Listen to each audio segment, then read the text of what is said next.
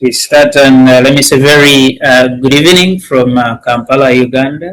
I know from wherever we are, it is different time zones that for some of you could be in mornings and afternoon and maybe in the wee hours of the night. Thank you so much for joining this edition of the Diaspora Show here on Civic Space TV and the Center for Constitutional Governance partnership. My name is Phillip Mulisa, and once again we are here to share our thoughts, knowledge, interpretation, understanding, and indeed offer a recommendation as far as for the good of yes, the Republic of Uganda, yes, the region East Africa, yes, the continent of Africa, but broadly the entire world, because we are citizens of the world and certainly we have a duty to make a contribution to progress at all those levels. Today on the conversation, I am very privileged to have a panel of distinguished citizens of the world. Like I mentioned, now we are everywhere. And with them is a wealth of knowledge, experience, understanding that we are going to share with us about the series of topics we are going to be discussing in the next about 1 hour and 50 minutes. And looking through our itinerary today for conversation, we are discussing a bit in Kampala. The government has launched what we call the National Cleaning Day. I have heard many people say, why don't we find a Luganda or Nyankore or a Choli name for the day? But that would be subject for conversation. We want to discuss what that is, what it means for the nation. Is it something that we needed? Is it the fashion that we are rather implementing it? Is it how best we can do it? And certainly, is it time for Uganda to say that, as we have always discussed, Rwanda is clean, London could be cleaner, New York, Brussels, wherever. Is it time for Kampala and by extension the entirety of Uganda to celebrate that we are now extremely clean, and certainly everyone that is looking for that clean and safe environment should come to Kampala. But also we shall have a conversation around the politics in the country. We do know that a couple of things continue to happen. We have a series of political actors in the country, most especially from the opposition side, that are behind the cells. Dr. Kiza Besigye, Council Yasu Lukwago. There's a series of other actors in there from the National Unity Platform that were arrested during the electoral seasons. But even now, before I joined the call, I just saw a message of a gentleman contesting to become chairperson LOC1 of a particular village on the NUP ticket, and the news I get here says he has been arrested, abducted, disappeared, a manner that is not very clear. And I've seen the National Unity Platform trying to say that they are tracing for him. They cannot find where he is at the moment, but it is still developing. Maybe that one will be subject for conversation later on. But thank you so much for joining, and we shall be having more to that. But as we get in there, for the interest of the viewer, I will invite all of you in a minute to just say hello to our viewers, but also take us to where you are, your best right now, and tell us one point of interest that the people here you would wish them to know from the area you are in, whether it is on the politics, whether it could be what you are doing today. And certainly we'll be able to be at the same page. I'll start with you, Miriam, since you are the only lady on call. In Uganda here, we are so much convinced that it should always be ladies first. And why not here on this platform? So greetings, how is where you are, and what can we know about your specific location today? Hi, thank you, Phil. Hi, I'm in Ohio, USA. It's summer, it's hot, it's quite calm, even though the gas prices are going high. And yeah, we're enjoying the summer, the usual bubble, and hopefully it lasts longer. How is Kampala? It's great to see you again, my fellow panelists. Thank you so much. Gas prices, we equally have that pain back in Kampala. Maybe here we may not say a lot about it because sometimes you realize the people that should be complaining and those they should complain to, somehow all of them do not have a lot of control over what is causing the two. But subject for conversation still, and certainly it should be one of the things we talk about here. Mr. Joseph Ochieno from the Uganda People's Congress. Greetings, how is where you are, and certainly what can we know about your specific location today? Greetings, Phil. Nice to see you. Nice to see all my other colleagues. I'm in London. London is fine. I've always told you, Phil, that London is for Londoners.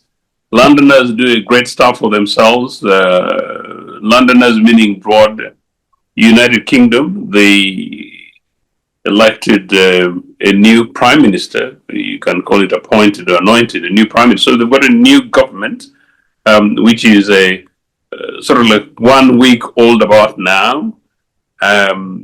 Amazingly, of course, Andy Burnham is the new prime minister. So it's an exciting stuff and exciting time. I happen to be instinctively Labour because Labour is the sister party of the Uganda People's Congress.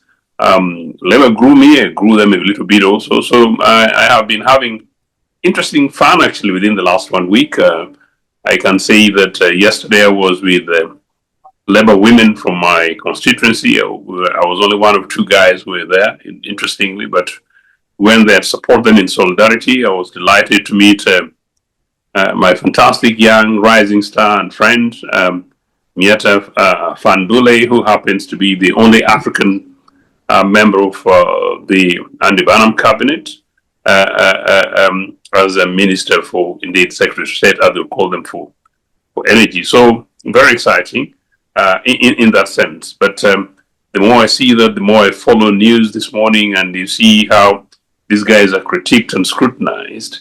And the way you see that Keir Starmer was elected hardly 2 years ago, and the guy has already been pushed aside, elected with a landslide majority. But once the parliamentary party, which basically holds the balance in terms of which party forms a government, the party with the largest seats in parliament forms a government. So the Parliamentary Labour Party sought and persuaded Mr. Starmer that he needed to go, and he left, and he went. Andy Burnham returned to cabinet and the prime minister. It was, you can call it a bloodless coup. Today, people are really discussing how cheap bus travel should be. People are discussing cost of living, discussing energy costs, and discussing, a question of healthcare and care for the elderly. The very basic things that we would take for granted, and that I normally would take for granted in Uganda before we were born, that contemporary Ugandans that live today don't know that they're basic rights and responsibilities that they should take. Why? Because you tell me that an LC1 candidate for a political party is disappeared and it's business as usual. Sad. Well, thank you so much, Mr. Ochieno, for that overview, and we do congratulate your party, the Labour. Someone jokingly said that the UK has had as many prime ministers in the last 10 years as Uganda has had cabinet reshuffles. But that's, again, another conversation we can always have. Ambassador Mostoson Namboka, greetings. Thank you for being with us, and how is where you are? If you can unmute, sir, and... Can you hear me now? Yes, sir, yes. Thank you very much indeed for having me. I'm in Central Europe. My good friend Joseph is across the channel. I'm on the continent. I shuttle between Paris and Geneva. This time I'm in Geneva, and I am excited to be joining the group, the discussion. What is happening here, really, there has been a lot of heat in terms of temperature, as you know, the global warming. We've had a very, very difficult time. People are in their 70s, 80s, many have died. I think in England, I had a friend of mine, a former schoolmate, who lives in London, and he told me that Britain has lost about 200 or something aged people because of this extraordinary heat that has hit Europe. And in Paris, it was hell. Out here, it's higher in terms of altitude, and despite our age, we're dealing with it. Now, of course, we're here, like Joseph told you, we're here in body. The hearts and mind are back home in Uganda. And so we listen, we watch, we speak to compatriots in the country and outside. And what makes us look at ourselves as the children of yesterday. Some of us were about 12, 13 when we became independent as a country in 1962. We've lived and we've been fortunate to live up to now. And so when we speak on things like this, we are not talking as children. We've lived in a country. At the time we were children going to the primary school, secondary school, HSC, university, things worked. Things did work. Okay, we were dependent on the alien systems. We would do our exams. They would go to Britain for the ordinary level Cambridge School Certificate and HSC. Nobody knew you by face or name. It was just the index number. And if we failed, we failed. If we passed, we passed. There was that kind of scientific basis for merit determination. And as it happened, the system worked. I was talking to Miriam a while ago about what were we before. When the alien rulers left the country in 1962, the systems were in place. You had Mulago Hospital. I think it was one of the best tropical disease center of research in Africa. It was really advanced. Of course, Joseph has talked about the agricultural officers. They do their work. Cotton research centers, animal husbandry, and things. So things really did exist and did work. So when we speak now, it isn't doing politics. We are applying science. We are doing comparative analysis of what a society should be or shouldn't be. And of course, probably something that is personal to me, hazard had it that I serve in the United Nations system of human rights, rule of law, and the protection of persons legally incarcerated. The state assumes responsibility when a person is deprived of his liberty. If he's not well, if he has to take medicine, the state guarantees it. If health is at stake, the state protects the individual. That is the law. And so when we speak like this, we're not politicking. We come to this discussion like this as mature citizens who love our country, who would be happy to respect our people that are in office as leaders on the basis of the rule of law, as we saw it. My own career was 20 years of guiding and advising nations on how governance should run. And we've been to Nigeria, we've been to Mauritius, we went to Zambia, Tanzania, Rwanda, Kenya. This was the job we were doing. So when we speak about our own situation back home now, and tears come to our eyes, it isn't that we're trying to go into politics. No, it's just as an advisor, when you're a doctor, you prescribe a cure to a patient and you see the patient not wanting to take the medicine. It hurts you when you know he's going to die. So it's this kind of background that probably I thought we should share as we engage in the discussion of things happening at home. Thanks very much.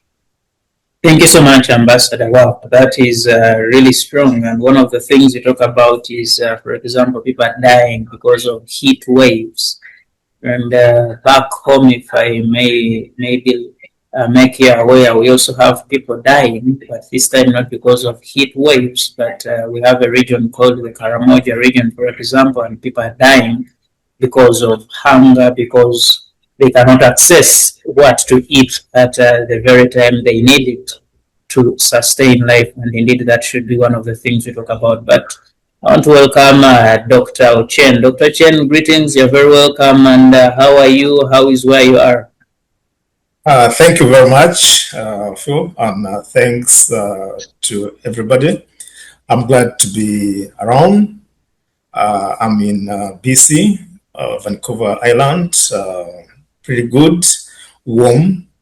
It's been hot last few days, but this morning, as we are discussing, there's some little rain dropping, so that's good. At least it's gonna cool down. The dry place and the grass and so on. Otherwise, I thank you all for all your introductory remarks. Very touching and insightful. I must say that as a Ugandan at the moment, living out in BC here, I feel sometimes difficult, even to identify as a Ugandan. I feel ashamed sometimes because many of my friends from around the world, from Africa, are asking me what is happening. We thought we had made some steps forward, but it seems we are moving backwards from many fronts. So sometimes it's hard to explain, to others what is transpiring in this current world on the ground. Otherwise, we are okay here. And I just came back from a stampede in Calgary. It was good. I met other fellow countrymen and women in Alberta province. They're all doing good, and we were together as Ugandans, speaking one voice, emphasizing about the need for respect, for the rule of law, and human rights in Uganda and out of Uganda. That is what I can collect and say that all our compatriots, irrespective of their ideological standings. Thank you. Thank you so much, Dr. Alfred Ochen, for joining us, and certainly we look forward to more of this conversation. But I want to come back to you, Ambassador. In your preamble, you do mention that things actually worked. And you also mentioned that even when we are running on the alien or foreign system, it delivered for the people of Uganda.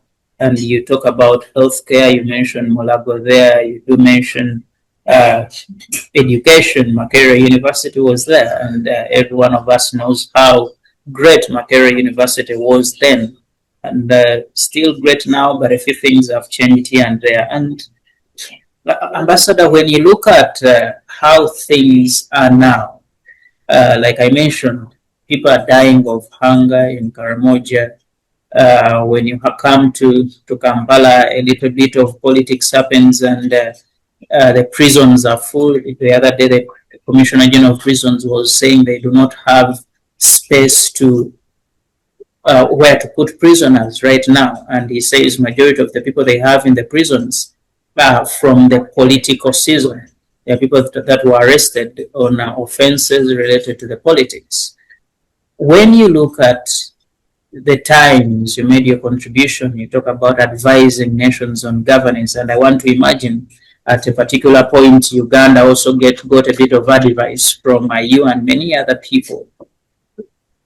Where do we lose it, and what is the problem that 63, 64 years later after independence, and we have changed leadership, we have the NRM government in power, which claims stability for the last 40 years, but somehow these things are not fixed somehow in 2026. a Ugandan drops dead because of hunger in Karamoja, and government now, I've seen the Prime Minister had an interview the other day, and she says we are the best government now because we have delivered food to the people of Karamoja on lorries. And apparently, I also understand that the portion that was delivered there was imported. What is the problem, and how do we move from the position we are at, Ambassador Namboka? Thank you very much indeed. That's a very loaded question, but I think I need to make a clear differentiation between problems and how people in that country solve the problem. We talk about the deaths of elderly people in these temperate zone countries like France, Britain, and European countries.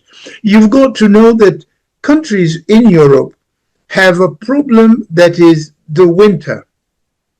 Traditionally, all houses really were made to make human beings survive the cold. And you'll understand. We've got heaters, but it was never something that was prepared and designed to survive heat. So when heat suddenly comes, there is nothing that was built in the house against heat. I don't know whether I make myself clear. Now, in the case of Uganda, and it just happens that I was speaking to Miriam and she was saying to me, we as a nation have not been attentive enough to the particular situation Karamojong people live in. It means that if we were running our nation properly, and we've not done it for now 7 decades, this is not a new situation. By now, Uganda should have had in place arrangements that support the people in Karamoja to deal with what is happening there. We tend not to do planning that is adequate for our circumstances. So if people are dying in Karamoja and now we are taking food to them, imported food, that also is obscene. Uganda cannot be seen to be importing food to take to Karamoja. It's as if Ugandans up to the very highest level have no idea about a country called Israel. Israel is in the desert. But Israel sells food, fruit to European countries. Just because your place is arid doesn't mean you cannot deal with that aridity. Europeans in these countries, if they were this kind of lazy thinkers, they would have all perished because the winter comes every year. But they managed to put in place mechanisms and means by using brains. My problem, if you want me to say what I think Africa's problem is refusing to use brains in front of our challenges nature gives us. So Karamoja is part of our country, just like Arizona is a desert in the United States of America. But America doesn't import food to feed people who live in Arizona. But because that nation uses the people they prepare, the scientists, the researchers, to provide guidance. We've tended not to use the people that we educate, pay money for, and many actually do leave the country because they can't possibly stay home. Why? Because our own people make it impossible if you are someone who wants to go by the book. So when you say Europeans are losing people, the elderly, and they're doing everything they can to protect us, because I'm an elder out here, they give us water, they release news, they said, please tomorrow don't go out, stay at home, buy a fan, avoid dehydration. I don't know how much people in Karamoja are supported, because this, we call it fire brigade approach. You run onto the place because something has caught fire. That should not be the way a government runs a whole area. It used to be a district. A whole region like Karamoja cannot be the recipient of ad hoc hand-me-downs food imported. It reflects that there was no planning, whoever is responsible administratively for that part of the country. So I think that is to answer the question, what is happening? We have to go back to the drawing board, let people with competence, with capacity and patriotic thinking plan for our national survival, all of us. A Karamojong happens to be my relative because Anetesut and the Karamojong were the same boys and girls. And so when the Karamojong have a problem, one to help them doesn't have to be a foreigner or an alien. It should be central to the national economic planning, agriculture, animal husbandry, and so on and so forth. I think we just need to have in place government that plans. I think that's going to come later on when we talk about the specific things like the national cleaning. Free, yes. All right. Thank you so much, Ambassador, from that. And Mr. Joseph Ochieno, see, severally you come back home and you know how things are running today. When you look at the situation in Karamoja, and yes, we have delivered a bit of food, and the Uganda Prison Services and the UPDF has promised that they are also going to check in their stores and provide some food for the people. But let me put it this way. How would a UPC government led by a one Ochieno Joseph handle a crisis like that in Karamoja?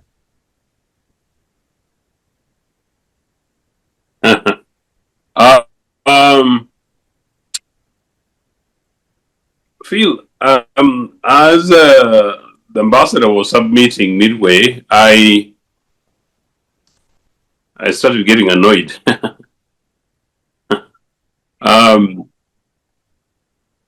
We are talking about the heat wave in Europe. I was going to talk about it actually. We talk about the heat wave in Britain.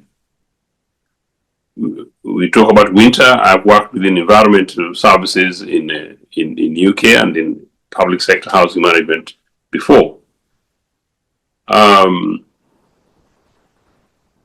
here merely as a mini tourist because I'm formally settled home since the end of my exile in 2005, and in the last 5 years, you're right, I should be the official president of the party.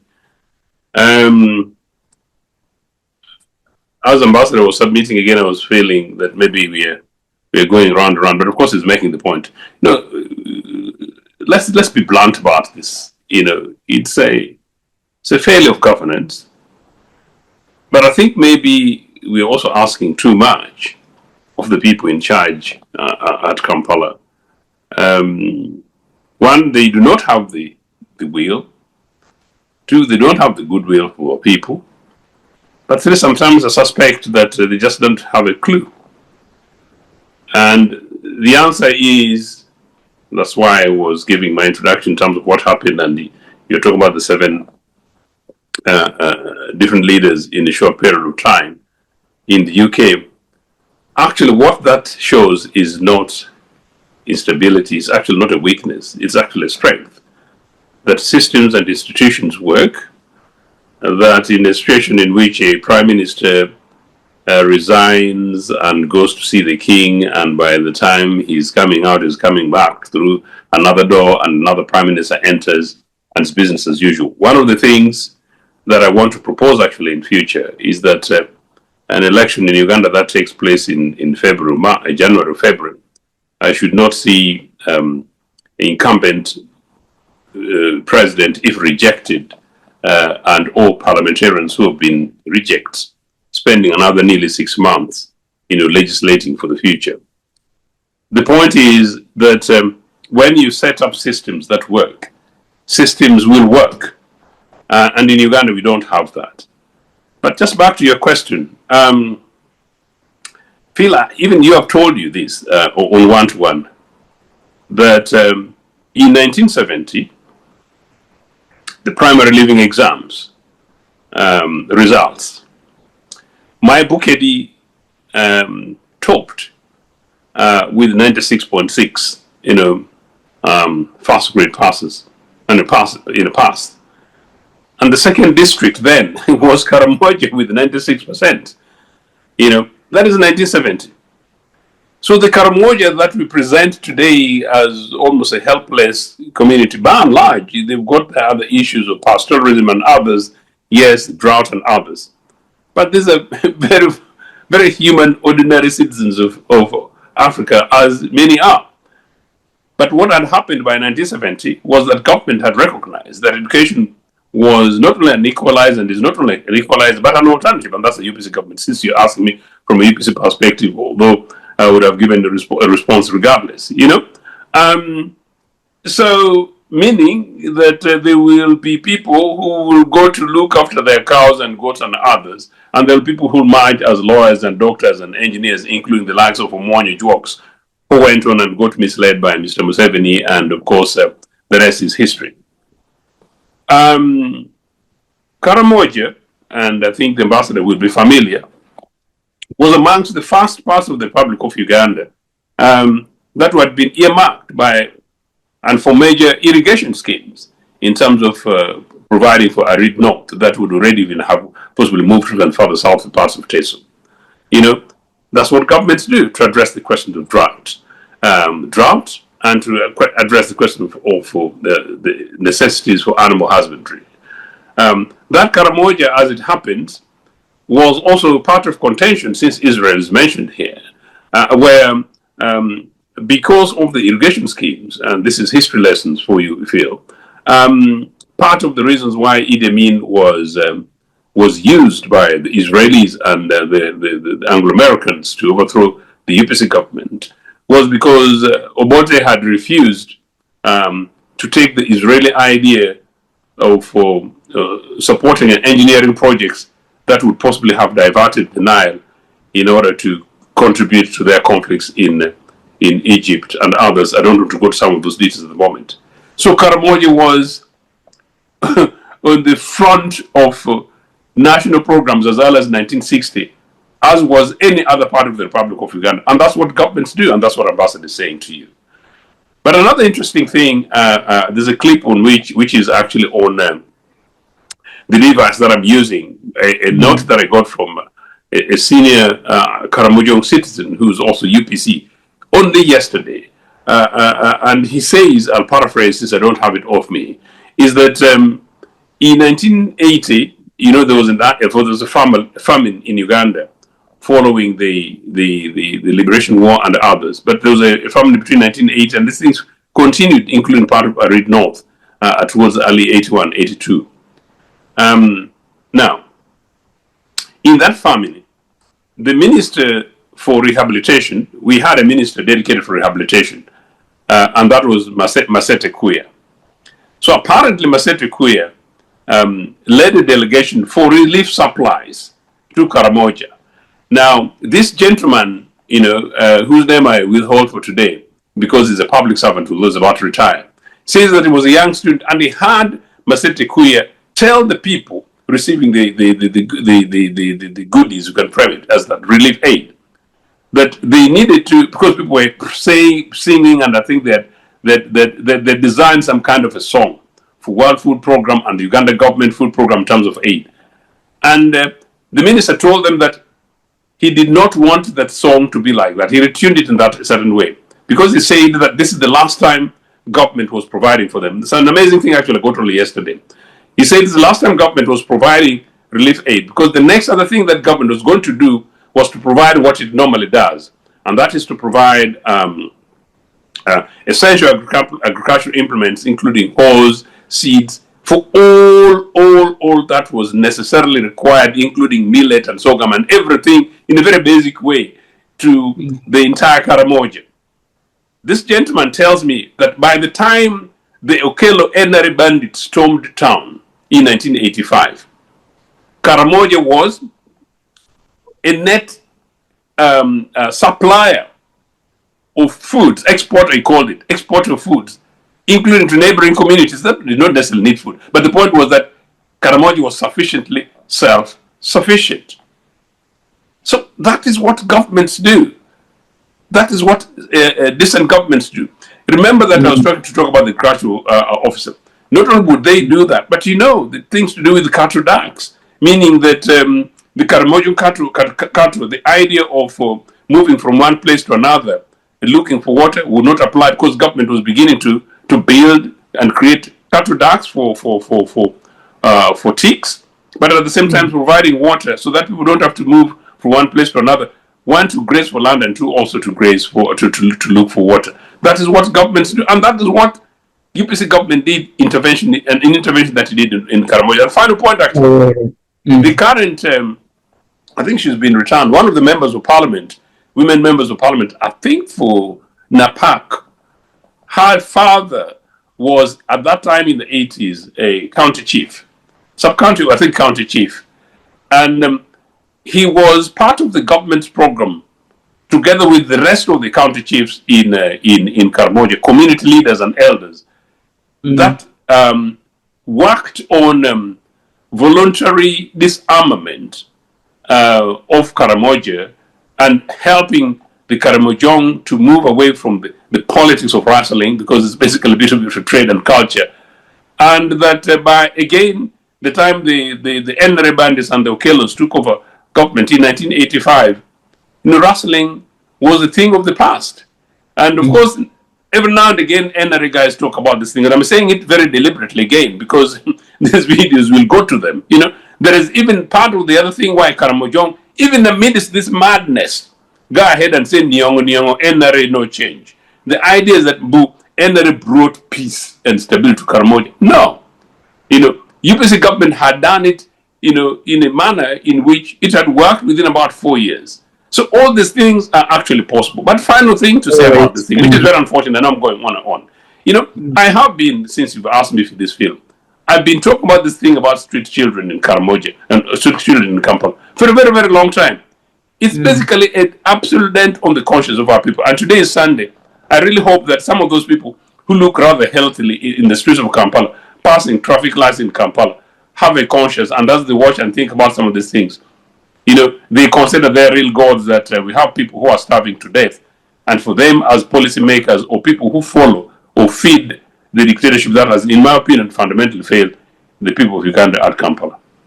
All right. Thank you so much, Honorable Ochieno, for that. And I want you to listen from Dr. Ochen. You see, Ambassador here mentioned that the biggest problem he sees that we have refused to use our brains as the people who are managing Uganda. But too, Joseph here says that actually there are things governments do to solve the problems of the people, but we are deliberately choosing not to do those things. But we have a government that has very educated people, that has experts on all sorts of things, whether it is in the area of finance, engineering, planning. It is, and indeed, we have institutions that should be delivering on those fronts.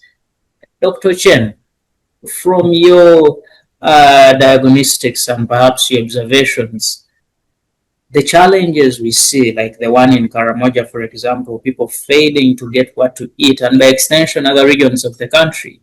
Yeah, we've seen severally, we've been in the dry season for about 2 months, and there is barely water, whether for household use or for the agriculture, irrigation. Crops have been drying up across the board. And how do we get out of here if we're not using the brains? How do we draw back and actually start using these brains to solve the problems of the people? Dr. Ochen. Thank you very much, Phil. That's a very great question, I would say. And I would say Ugandans in general are very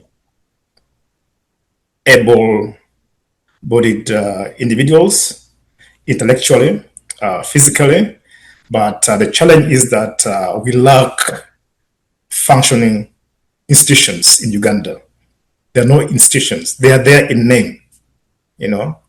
Why am I saying this? Things like lack of irrigation schemes. It's because of poor planning and corruption that has been ingrained in our systems in the country for a very, very long time.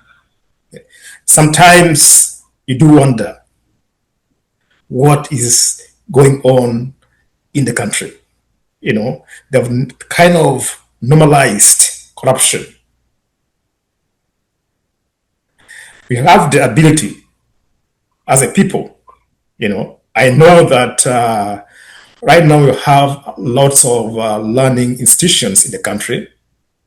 Makerere has produced very many agriculturists, environmental scientists, and so on, who could actually design, you know, functional strategies to improve on the dry, you know, land, so that there could be more water, like in Karamoja and so on. But because of poor governing infrastructures, they're not able to do anything. For instance, if you are fighting corruption as a country, why should the fight against corruption be selective? They should be formalized. You don't just handpick people and then you say, okay, now we're going to what, to investigate you. Case study, let's not go far. We have seen in our own Ugandan parliament, okay, they are trying to unearth some things that took place in that parliament in the past term. But is the investigation broad enough, or is it selective? Is it ethical? No. So such kind of acts undermine progress, they undermine even the outcome of any initiative or anything being done. So there is no any proper formalized functioning system. You find when the president, for example, goes like to Karamoja, he will go and tell them, I've come here, the next maybe financial, you know, year, or he just stands on the roadside and pronounce that, okay, next time I'll do ABCD. Those kind of roadside pronouncements do not solve chronic issues like famine, you know, like famine and poor breeds of animals. You need to do better planning. Two, if you come also from the aspect like from the social economic front, again, you find that even the policymakers who should actually do authentic work, sometimes they have the ability to do that, but they're compromised. When you go in the August House, like in Parliament, there is hardly any kind of serious voices from the ruling side. Why? Because most of the time, they sit in the caucus, the rehearsal. When they come, even the most brained individuals who are in the majority side will not say a word because they've already been coached and instructed to debate in a certain way, which undermines, you know, progress, which undermines checks and balances, which compounds things like corruption, which even kind of gives green light to collapse of like infrastructure in the country. So the social, economic, judiciary infrastructures are all compromised. you saw the chairperson of the Human Rights Commission in tears, resigning, and maybe sneaking away from the country. Why? Personally, I wasn't a fan of the chairperson of the Human Rights Commission, but you could see that's a clear, testimony that that's a breakdown in our infrastructures, whether the judiciary, the legislature, the executive, the professionals out there, even the professional bodies, sometimes even cannot do much. Their hands are tied, they're compromised, they're suffocated, they're not able to speak freely. So all this undermines, even you can imagine, let's not go far. If a person like, the former mayor, Lukwago, a passing lawyer, just intends to go and do his job and is where he is and so on. So all this contributes to breakdown of complete infrastructures in the country from the social, economic, and political aspects of things. So how do we come out of this? One, as my colleague there, Joseph stated, there's lack of political will. Okay? If maybe there was will, they would be able to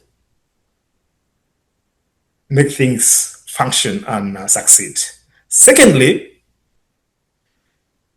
sometimes also, I think the most qualified and suitable Ugandans are denied opportunities.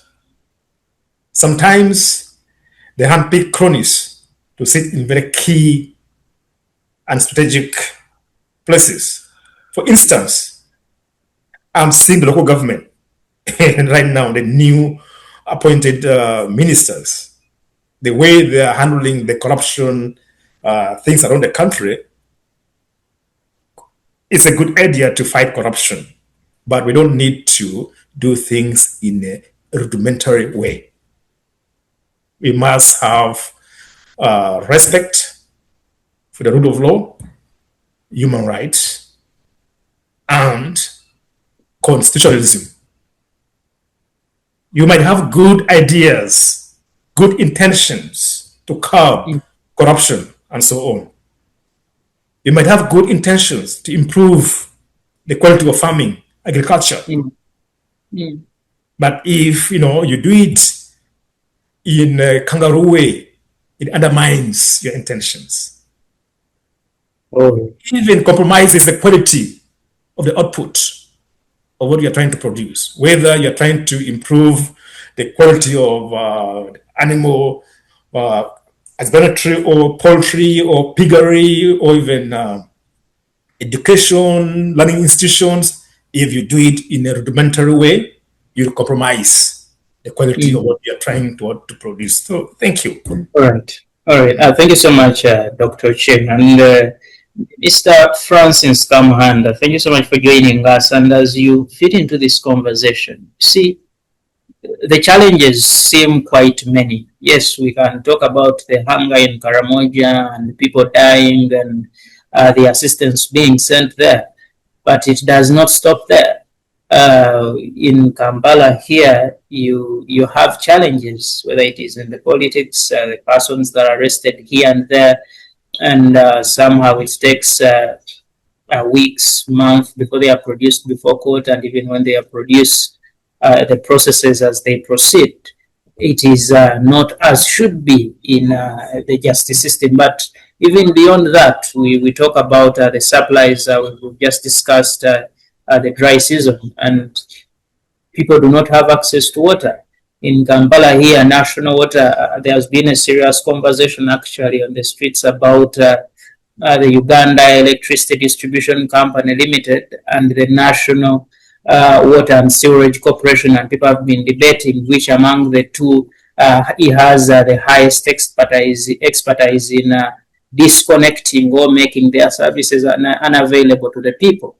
And imagine such a debate, for example, but it is there, and people are asking, with all these challenges, what do we do? How do we get out of here? And I want to hear the Alliance for National Transformation perspective. What solutions do we have for these challenges in Uganda? Thank you, Melissa, and other fellow panelists. It's always exciting when I'm on a discussion with elders like this to tap into their wisdom. Back to your question and all that we are facing in Uganda, I always say it is just because of poor or systematic failure in our governance. That's where everything rotates. Because once a government is entrusted, or people have entrusted it with planning and ensuring that there is a public service delivery, and you see such a public service delivery is pushed back to the community, then you just know that there is a problem. And for me, like as you said, name it. If you talk about the Karamoja problem, exactly, solutions are there. For example, do we have the early warning mechanism as a system of government that not only focuses on Karamoja but on the entire country and the region? The answer is no. But do they normally say that it is there? You still remember the satellite that the Museveni was talking about, that I don't know, they launched in Ngoma or where, and that they will be seeing everything, and they tell them about the timely whatever is going to happen. So if it is true, and we say that is a hoax, if it were true, do they normally get this? If you go into Karamoja and you ask about people who are involved in partly cutting the trees leading to environmental degradation, they are the ones. If you look about the scandals, the Valley Dam scandal in Karamoja, the recent goat and the iron sheet scandal to help the people of Karamoja, who is involved? People in government. Even security itself. You remember the disarmament fund, how it was also mismanaged. So if, for example, insecurity is part of the problem in Karamoja, that even the women who would be sacrificing to go and try to attend to simple gardens that they can produce food, but they fear to be raped and so on and so forth. So who is responsible? The government. So to me, I think that for that matter, solutions are there. We know them. But the will, as how Ochieno has said, the will of government is ill, or the will of the people entrusted in leadership is ill. And not until we get a way of how to push those out, and then people who can plan for the country, people who are patriotic, people who have the will to solve problems than to make problems a business. Like Karamoja has been made a business of the people in government, some of them to benefit and get as much money as possible to enrich themselves. Not until we push them to the walls that we can get real solutions that are practical, that are doable. Otherwise, it is not much of rocket science. Now, having said that, that transcends, we have always talked about this, Philip, that the collapse of government institutions. Ochen talked about corruption, embezzlement. No, it is no longer even embezzlement. It is just theft at an industrial scale. And then poor deployment of human resource. We have the human resource that is capable of thinking, is capable of producing results.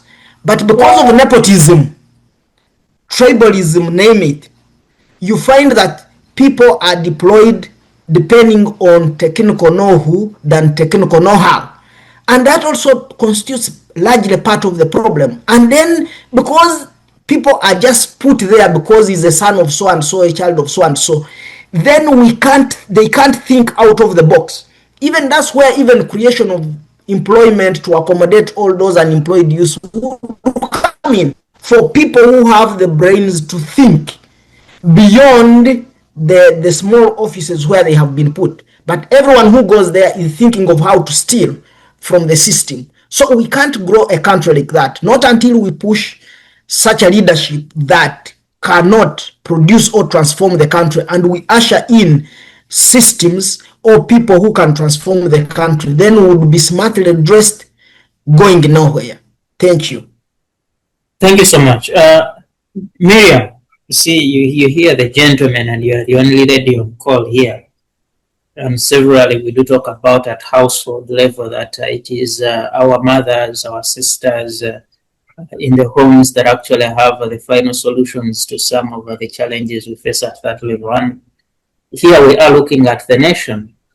And the problems we talked about last year, the problems we talked about in 2024 are still here.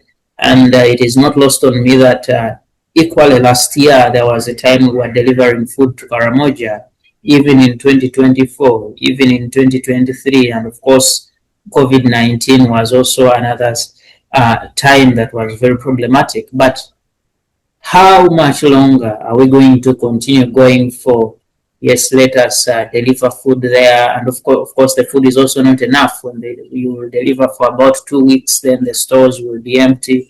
And therefore, the people will have to look around for how they survive going on. How much longer are we going to do this? But secondly, as many of the people here talk about, it is a problem of governance. How about the people themselves? Do we have a point at which we say that maybe the people also have a hand in the challenges they are facing, and therefore if they changed at this level, probably we could have a different outcome, and therefore these challenges specific to that region will not be surfacing the coming year. Miriam? Phil, thank you so much. I beg to differ from you. Not about start blaming the victims for their plight. I know, yes, it takes a society mindset to change people's social structure and their culture, but it's the duty of the leadership, the political leadership, the culture, the all society, including civil society, the whole leadership as it is, the churches. For instance, I remember there was an incident when Pastor Kayanja, I think, and the ministries of Pastor Kayanja kind of took a pilot project on how to grow food in Karamoja, and they had bumper harvests. I thought that would be a demonstration that the local leadership, the government, or everybody responsible who is looking for the solutions for the last 60 years that Uganda has been in existence as a post-independent country, Karamoja has been facing the same problem year in, year out, year in, year out. You would think by this time, say, NRM, which has lasted 40 years, had got it figured out, including even if you wanted to hire expatriates, fix it. You can't have the same problem for 40 years and you still cry about the same problem. My fellow panelists have talked about most of the reasons why the problem is long-lasting. Francis say everybody knows that Karamoja is like a cash cow for anybody who wants to eat. In Ugandan speak, eating money. That's the basket where the corrupt go pick the handouts.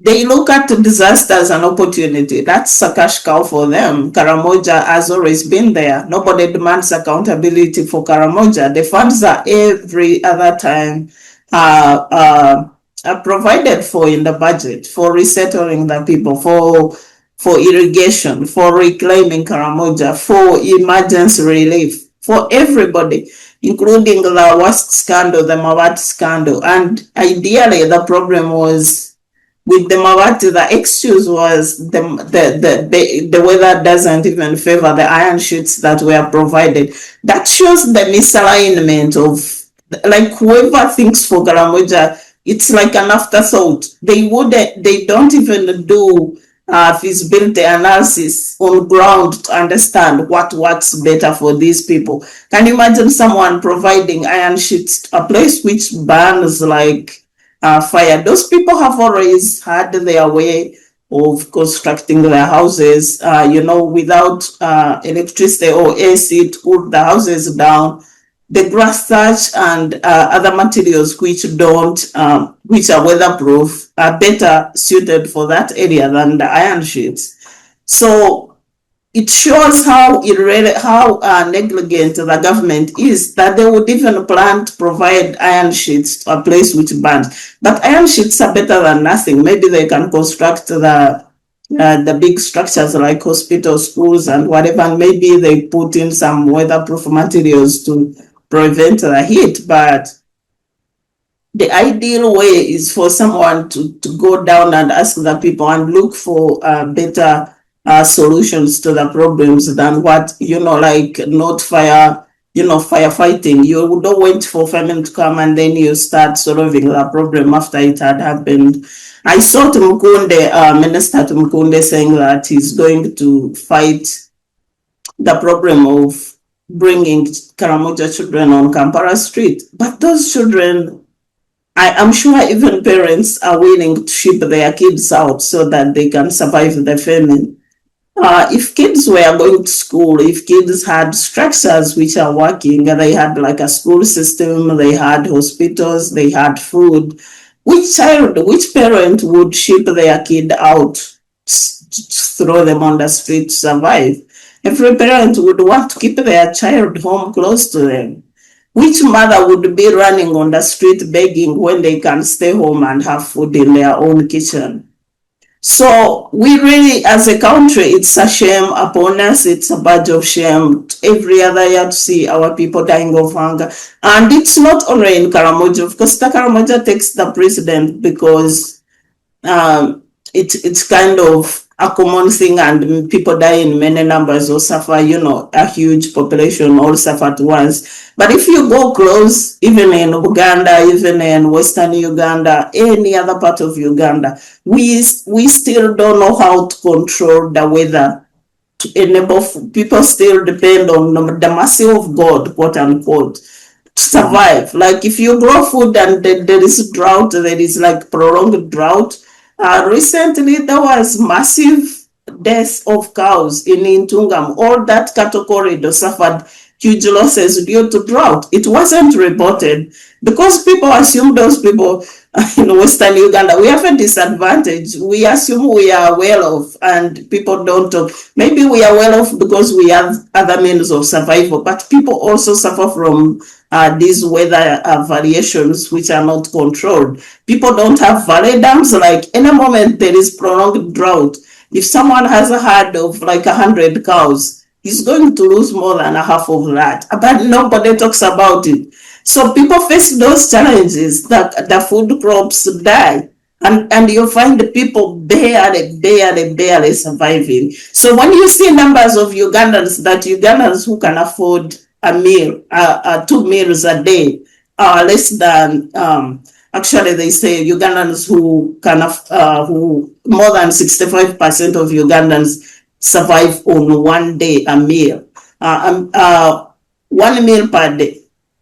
That includes even the urban poor, because when the rurals get hit by weather and drought and famine, even there is no food going in the cities because they all buy their food from up country.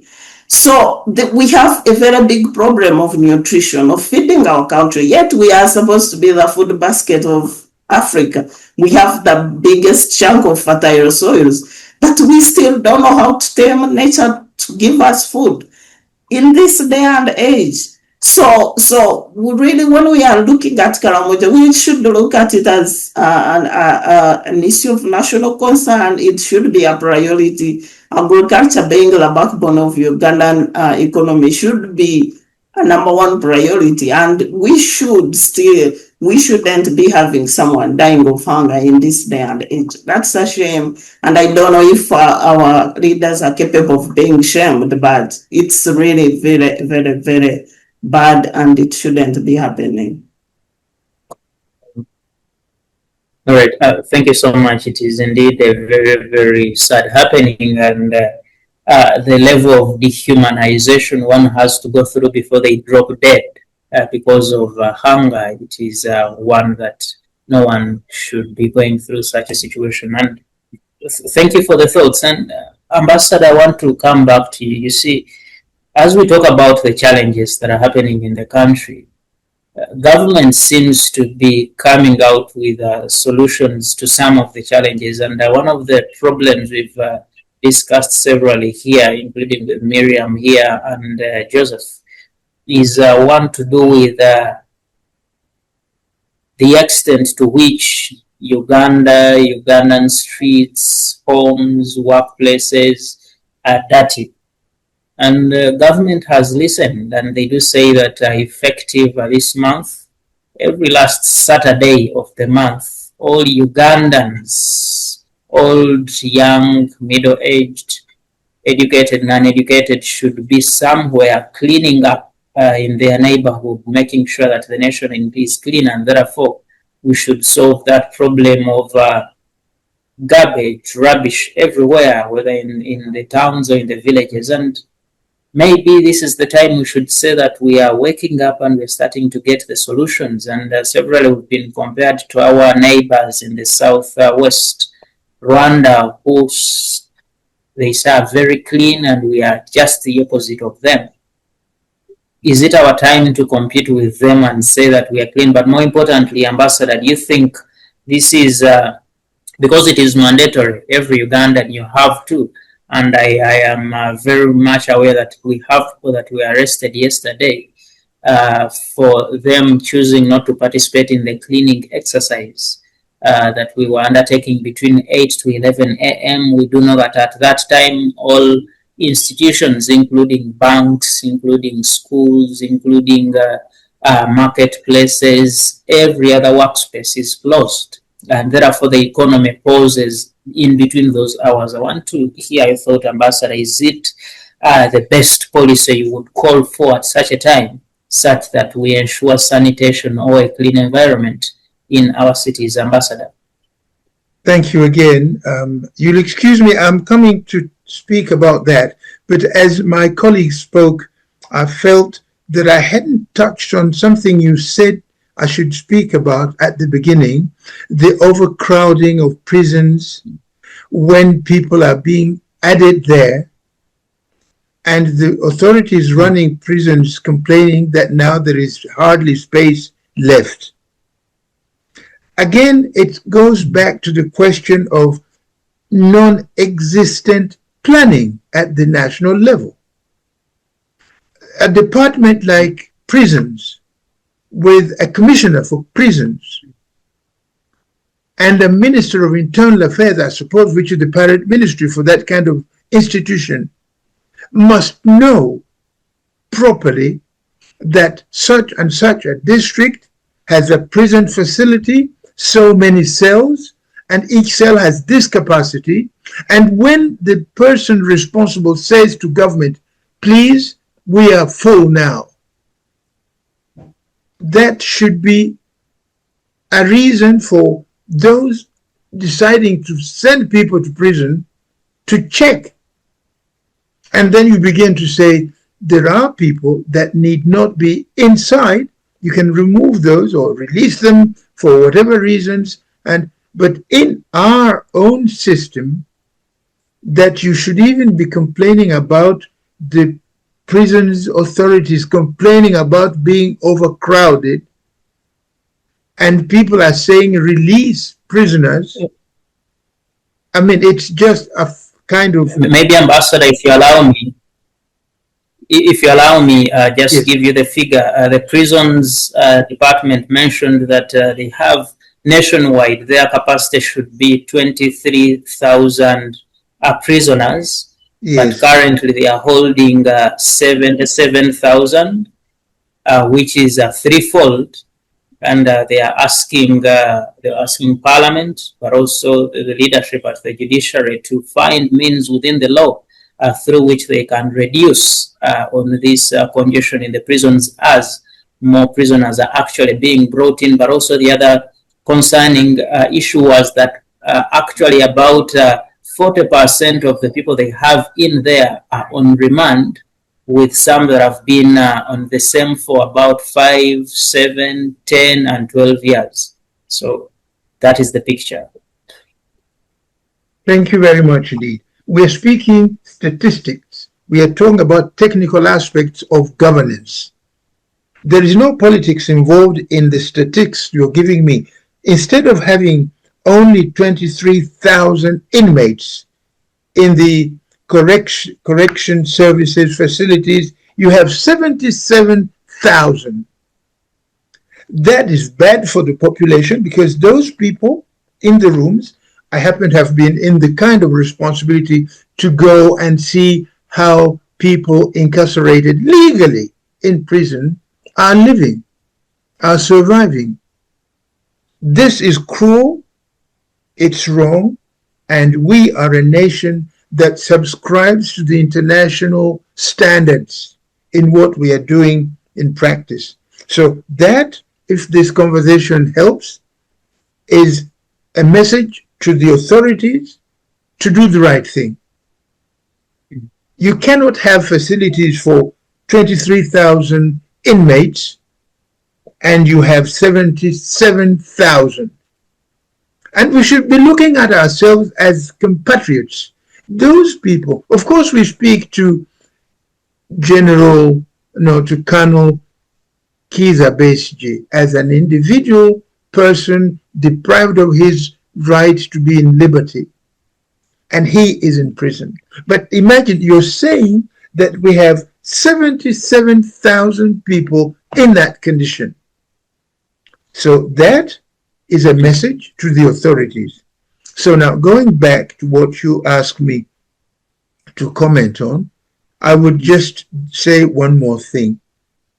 We are not respecting the simple management approach to problem solving. If dirt, lack of hygiene is the problem that probably the city, I think this may be countrywide, but I think, quite frankly, I grew up in the village. We all know the villages. Villagers are normally pretty clean. People in the village, really. If you take an average Ugandan up to the village level, people are generally clean. I think the issue really is in towns and within Kampala city in particular. Now, what I have to say is this, because as you rightly say, we are trying probably to imitate, to copy what Rwanda introduced. But for 2 years, I lived in Rwanda, 2017 to 2019. I lived in that country, Umuganda. Naturally, yes. But it wasn't something that was decided upon during the night and tomorrow morning you must be obeying it. That's lack of planning. Because what happens when you do that, even if your intention is to upgrade the cleanness of a place, you're running into problems of how do people who had not expected such a government decision to land. For example, if I had to go to catch a plane to go for treatment abroad, and in the night you say, tomorrow you're not going before 12 o'clock. You can understand the repercussions of this kind of ad hoc decisions. I've followed comments from people back in the country. When you decide, then you might provide exceptions. For example, on Saturdays, all Seventh-day Adventists go to pray. Now, but you're saying that don't move from your house from 7 until 11 o'clock. If you want to put a ruling or a decision like this into place, first, allow the people, your country, space to provide for alternatives. But if it comes like it happened, on Saturday, nobody will do this. And these people are citizens. That's why there is parliament. A thought like this, which is a good thought, should be debated by citizens who represent the population. And people will say, I see, okay, there are pros and cons to this decision. How do we help avoid this and that and that? And that goes back to what we talked about. We do not want to use brains in our country.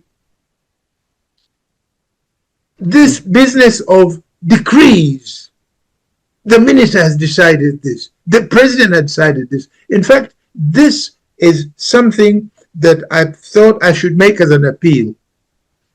Ugandans, civil society, people in office, depoliticize the national life. Reduce the amount of politics that is going so far. Even when you're the most gifted leader, you may be a minister, you may be an LC, consult your people. Discuss before you make your decision a rule. We verged on a total catastrophe when a law was being flagged that anybody who does not stay in Uganda is not a Ugandan. Recently, that was the sovereignty bill that was going to say you can't even send your old mother money for medicine because you're no longer Ugandan if you live abroad. You know, things like this. Fortunately, Parliament invited citizens abroad to make comments if they had any. I think that was very, very appropriate. And the same applies to this decision, ad hocing. The Prime Minister is on the road with a shovel, picking rubbish and throwing it on the truck. No. A thing like this would have been without problems if instead of the Prime Minister turning up in the morning and saying, do this, having people discuss it, and then when the Prime Minister comes to say, it's okay. It's ironical because very recently, it was the leader of the opposition who was somehow jokingly, because they know each other, he was saying to the Prime Minister, please, Prime Minister, when you make your statements, check with the Vice President, because you people, you know, you're one team, and there are certain things that are done without adverse consequences. Consult. So this consultation is what people being behind the government decisions.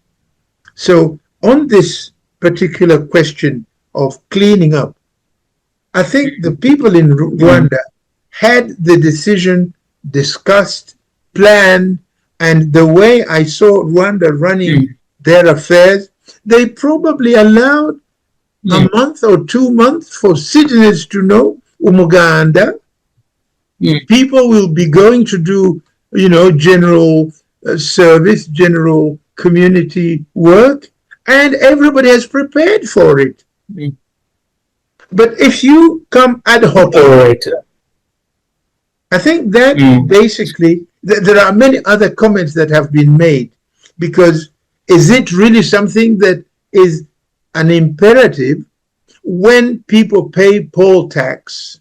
You see, people pay taxes to a team of leaders so that that money takes care of emptying, cleaning up, and whatnots and whatnots. So those are the questions Parliament would have been discussing. Your budgets, your resource allocation go to all kinds of things, and the vital cleanliness of a city isn't covered. So it's things like these that using brains more than just politics. Politics is relevant, but it should have its own limits. Leadership needs technicians to guide them. That brings down, for example, to the issues of accidents, and you get scores of young children dying because the Ministry of Transport and Works are not ensuring that every vehicle on the road is roadworthy. If government services, departments do their work, such accidents which take people's children are avoided. And roads also have to be appropriate with signals, signs, go slow. And the police officers ensuring that if you overspeed, this will be the penalty. That if your vehicle has no... Right. So I think I'll stop here. The rest really is something that follows the logic I've tried to put across. This is being technical. People in the country exist, as you say. They're qualified. But you entrust responsibility to your friends instead of the technicians that will know what to do. Then if you make a blind man lead another blind man, you're sure the two will perish. Thank you. Thank you so much, Ambassador, for that quite elaborate and one to pick a lot of things for our people in leadership to implement the series of things they are bringing up.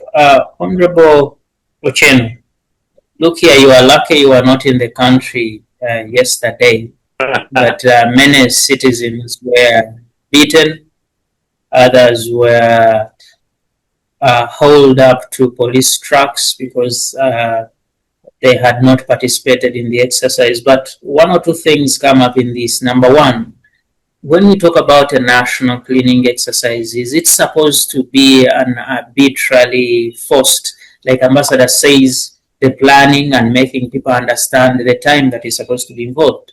Should people just be forced into the activity, or it should actually be something people do willingly at that particular time? And secondly, I've had questions of we are seemingly now borrowing policies from Rwanda.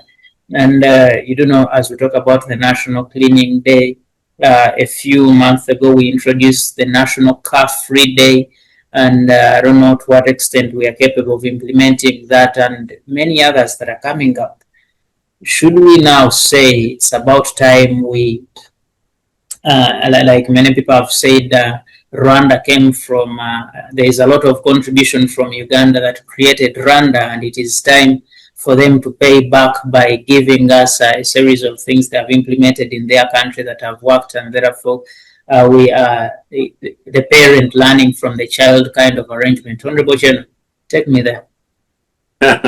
Maybe I'll not be surprised that some Ugandans are saying that since we gave Rwanda a president, we continue to give them ideas. Maybe it's time that Rwanda gave us a president. How's that? But it's really unfortunate. Yesterday, I was speaking to a very close friend of mine, who genuinely, interestingly surprised me. We nearly went into a robust conversation where my friend was saying, politics away, this thing must be welcomed, because in any case, even in Rwanda, they're doing it, kind of stuff. The point is not whether or not, we should be a clean nation. Phil, 25 years ago, time flies. I remember, and I'll share this clip with that friend of mine, a senior journalist, and now a media consultant somewhere. And I had come from, I was on KFM, and the station which has now been closed thanks to the dawn of a new era in Uganda. And I think I'd been hosted by Andrew Mwenda, and I was complaining about the fact that Kampala is now a slum city, the dust and the absence of rail networks and transportation. Basically, the fact that Eneri has killed Kampala, and many of the other major towns I had visited at the time. And this friend called me and told me that, Joseph, you need to be careful because you're in politics, and turns out at the time, and in fact I'll say what you say, that look, all the headlines are saying that Obote sent you here to take over from him. And so if you're presenting yourself as the future leader of this country, then people will feel insulted that you're abusing them, that their country is dirty. And I remember the conversation was again rather robust, and I defended my position to the fact that, look, whatever was talking about was real. I had told the program that just behind the Monitor publication is a railway, and you could see it there. You go down there, you'll see it. That goes to industrial area. Namuwongo was organized, planned part of Kampala as part of our industrial area. We had urbanized former residential areas of Kololo, Nakasero, and others. We had planned public sector housing. We had planned railways networks. We had planned bus services, and they were there and they existed. This is part of the boring conversation which we link to the question of the food deficit in Karamoja. But it embeds the whole thing. So, a country that worked. Now, the fact that you go ahead and break it up, and after 40 years, you want us to come and clean the mess for you. What cheek? But number two, you also talk about the question of transportation kind of stuff. What governments really do, by the time you say national no car day, it means they're for providing people with alternative to cars. But finally on this, Burundi Bugwensi idea was an old idea. It was a pre-UPC government idea, by the way, predominantly Buganda thing. And it was pulled up by the first Obote administration. I think went through, including up to Idi Amin's time. The cleaning thing and the road maintenance and things like that. And again, something that we've talked about as a country. So in principle, it's not a bad thing. But you know what has just happened as you present it? Anybody who has doubts that we are under military dictatorship, whatever has just happened confirms it. It now places Uganda at the level of some kind of military North Korea kind of stuff. Look, as the ambassador has suggested, major policies like this, Phil, I've told you both in youth groups as conversations. These are equivalent of manifesto discussions. These things don't come from bedrooms after people have been excited by a hug by their wives or husbands. These things come through political parties and organizations mainstreamed around the policy discussions, or maybe could be think tanks, could be academia. Political parties pick these. You mainstream it as a manifesto.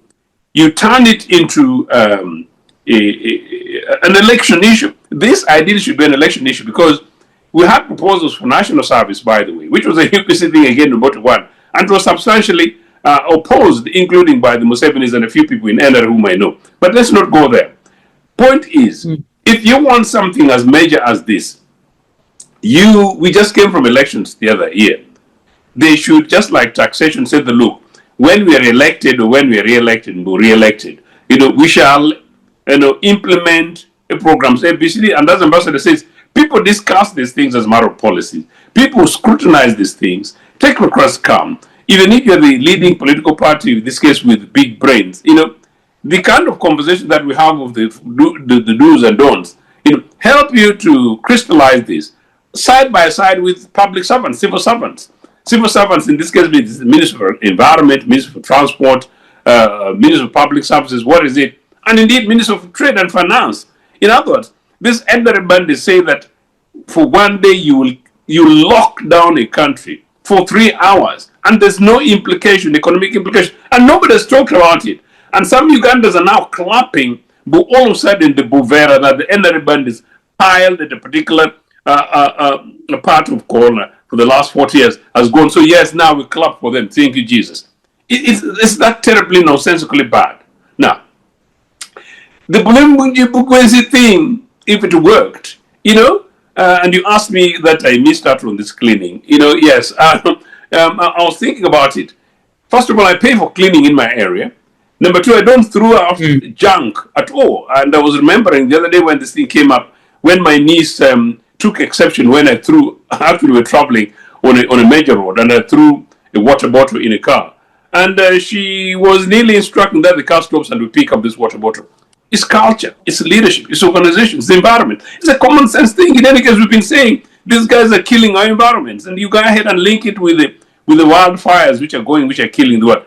It's an absence of leadership. That NRA guy is able to wake up and do it as it is. tells you of the level of impunity in government we have. Now, you talk about the people who've been arrested. I hope that we've not lost lives over the weekend by people who were confined in homes, who could not go out to send money or to receive money to get medical treatments, because in any case, health has been privatized in the Republic of Uganda. We still don't know actually the health implications, the economic implications, including the social implications of whatever these guys came up with. It is actually terribly shambolic, but as I said, the manner in which it has been brought up is the one which, to me, disregards the public opinion and distance. Now, again, as I say, in my place, if I came out, I'm sorry, I'm going on. If I came out, which part of my estate am I going to be cleaning? You know, and what exactly must I do? Again, like Dr. Ambassador was saying, does the Prime Minister necessarily need to go ahead and show that she knows how to clean? It's absolute common sense. In fact, the Prime Minister would do well to explain that she never touched Mabati.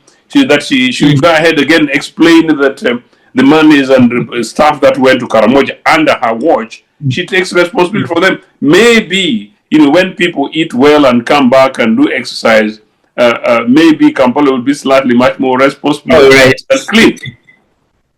All right. Thank you so much, Joseph.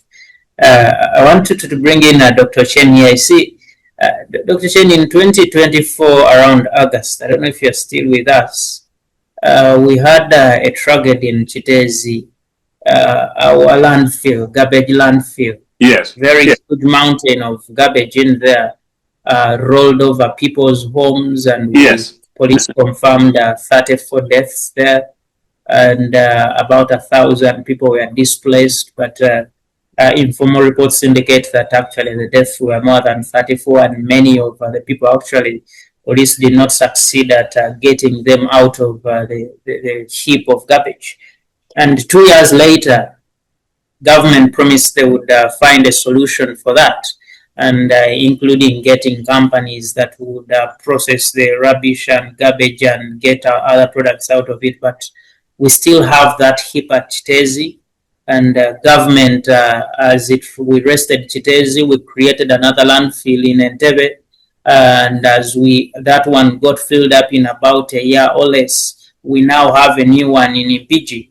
That is where we are placing our garbage, and the mountain there, just 1 year later, when you look at it, it is a very big one. And Dr. Ochen, maybe drawing from the lessons of where you are, garbage, yes, we are sweeping, but by evening yesterday and even today morning, whereas KCC had promised that wherever people collect garbage after the sweeping and cleaning, they will come and collect it. Even as early as late as this morning, some of the places, the garbage collections were still there.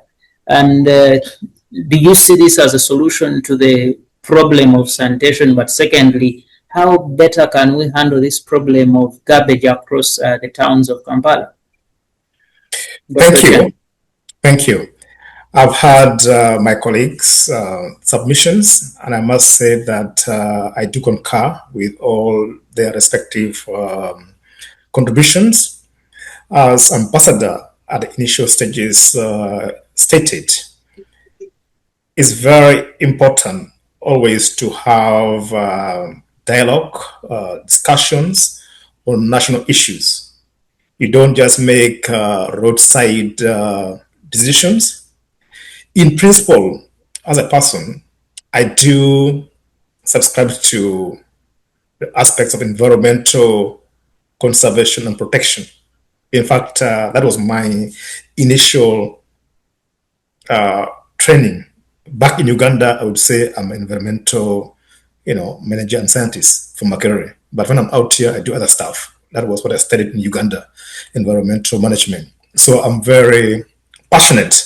So cleaning as a concept, or preserving, conserving, and managing the environment is a very great concept.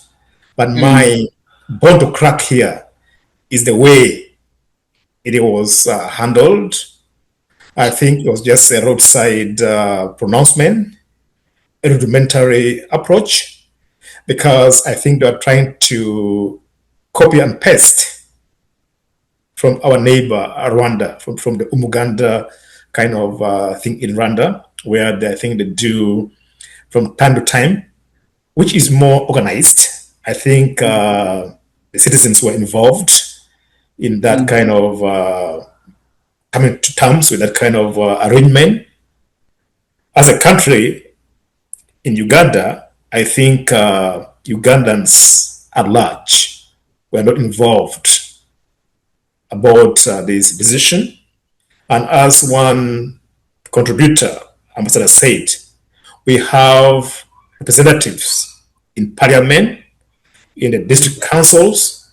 It would have been prudent for the Minister of Environment and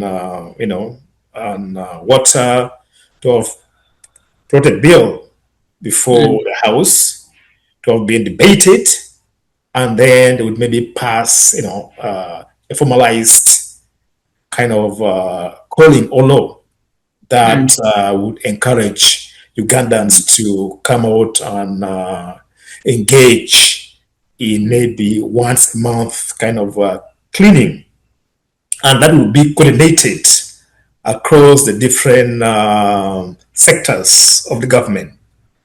For example, if the Ministry of Environment and Protection produces a law or the bill, and then maybe other support systems with the government, like maybe the Ministry of Local Governments also come in with the district councils, governments, and other departments within the local governments also come in support. And that kind of arrangement will go down from maybe like a national, regional, to the district, to the counties, sub-counties, the parishes, and to the villages. In that way, it would be, great. But the way it was done, it was so rudimentary, and I don't think it has achieved much. It's a good concept. It's a good concept. Environmental kind of conservation and protection.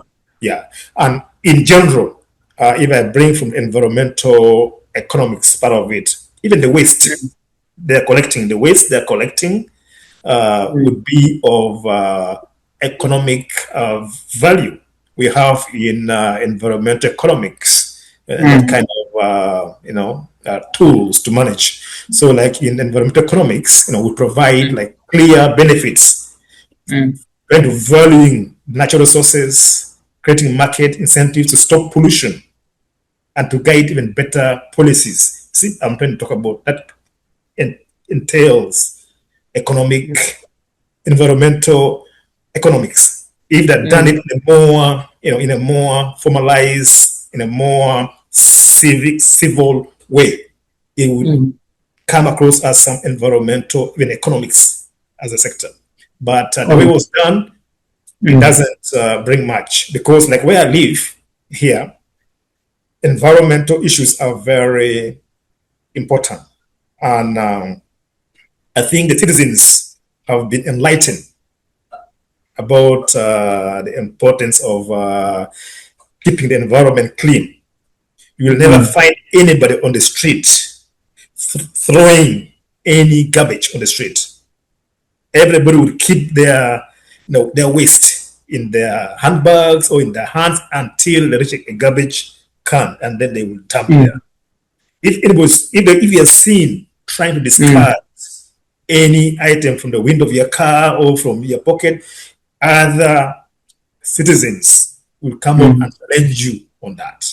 So, firstly, I think if it was done in a good way, we will bring environmental awareness, education that can be done to the parliament, and then could go down, because there are benefits. Like if you look at this aspects from the environmental economic lenses, as I said before, this will bridge the gap between the financial growth and economic preservation. It's very crucial, because it assigns, monetary values to non-market natural resources and identifies externalities and like pollution and dirt and waste and that would minimize on true cost of environmental degradation would be also factored inside kind of business decisions and government policies. But we missed all of processes. Hence, it comes across dictatorial. But as a concept of trying to keep Uganda clean, it's a very beautiful concept. All right, thank you so much. Yeah. All right, thank you so much, Dr. Ochieno. I want to pick the thought of Mr. Kamuhanda here. And you see, one of the people that have had strong comments about this and the other issues happening in the country is General Mugisha Muntu, who happens to be from a leader of your party, the Alliance for National Transformation. And particularly, like Ambassador mentioned, the idea of people sitting one evening and they come up with a decision and it is passed, and 2 days later every Ugandan is expected to follow suit. I don't know, from your perspective and thought, how do you see this yes, specific policy, but even the other policies that are passed in this manner, and therefore do you think they are actually going to help, or it is another rounding around and we shall get back to ground zero as we have always done in some of the policies brought up? Yes, Francis. Thank you, Phil, and fellow panelists. You know, one of the things for us to succeed in a given program, it should have some indicators or attributes of sustainability. Like, what we are going to do, is it sustainable? Can we do it today, tomorrow, and the other day, and even other people to come? While the idea of national cleaning or cleaning per se is a brilliant and very good idea, but when we come to how you execute it, how you implement it without any implementation plan, it is again a huge sounding nothing. For example, you know, for such, if it is a national exercise, it should not be implemented through coercion, but rather civic engagement. Have we engaged the local people? Have we engaged the families? Do they understand the benefits? It should instead be a bottom-up approach, not a top-down. But because we are living in some more or less of a dictatorial kind of leadership, that's why you see, instead of doing something in a civil way, civic engagement, it is a decree, it is an order, and an order that is not calculated. You may satisfy your ego at that particular moment, but if you are building a nation, that's not the way how we build it. Something should be organic. You know, when you engage people in a more civic way, it begins developing organically. For me, the village where I come from, even now as I speak, I normally participate in these national, in the village call that we want to do this. I do, for example, because I'm far, I say I will buy water for the people who will be maybe working, maybe to clean up a bridge or so. So I think that is something that should be thought of. And again, as I have said, it is a shift of responsibility, public service responsibility. For example, KCCA, Ambassador talked about the towns most especially. They are the ones that accumulate a lot of trash. But people pay taxes. Do they have the cleaning services? Are they being paid for? Now that we clean, what will the cleaning services do? The money, the budget that is allocated to that. But also most important, when I look at the NRM government and the way how they do their things, they are creating an opportunity again to embezzle. For example, when they jumped into it, I saw the Prime Minister and the CDF and so on with brooms and spades. Okay, how much was sent to my LC1 to buy brooms and spades? So if the standard is you should have tool XYZ, so where is it reflected in the national budget? And how much did they send to maybe local council ones that at these very stages we need to buy these for cleaning? So this shows you how it is a good program but haphazard. This I would say dead on arrival. You remember during COVID when they passed a curfew in an unplanned way, they ended up even shooting and killing people. Now I'm asking myself, Philip, that okay, so I should move around the streets of Kampala throwing garbage, then I wait for the last Saturday in a month, then again we go collect it and go and throw. You see how civic engagement would be something to develop organically. That pushes me now to the last point, that there is lack of what we would call waste management infrastructure. That is what we should be talking about. Can we first have the waste management infrastructure? And then when we clean, like as how I would say here, in even in other countries that are developed, you find on almost on every street, every home has a way how they manage garbage. Those that are degradable, or those that can decompose, and you separate them. And there is a mechanism, a truck will come and pick on such and such a day they are taking recycle, those that can be recycled on such and such. So that infrastructure we need it. After putting it in place, then when you bring that national cleaning, it would make sense. But also when you say we bring it, you don't shut down the whole country. No, you don't need to do that. You don't need to do that. Because the problem is because of these leaders, for them, whether the country is suffering economically, for them their budgets don't go down. Instead, they will keep going up, and they keep swimming in money that they don't even know how it is made. I saw tourists who were stranded in Kabale. They wanted to come and meet their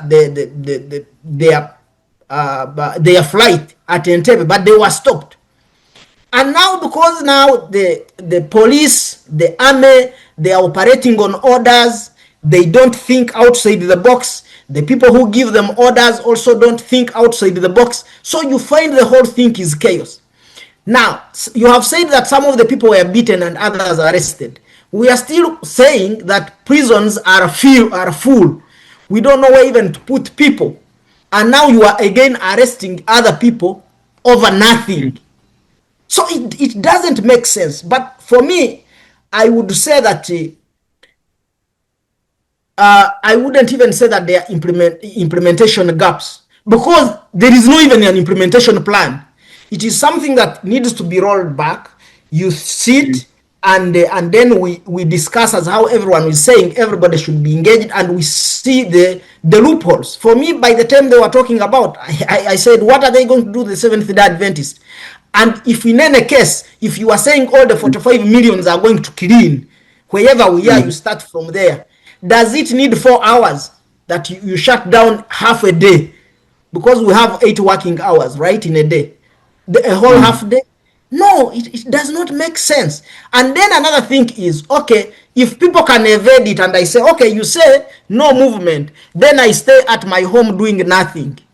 I wait after 10, then I can move. We will have achieved the objective of cleaning.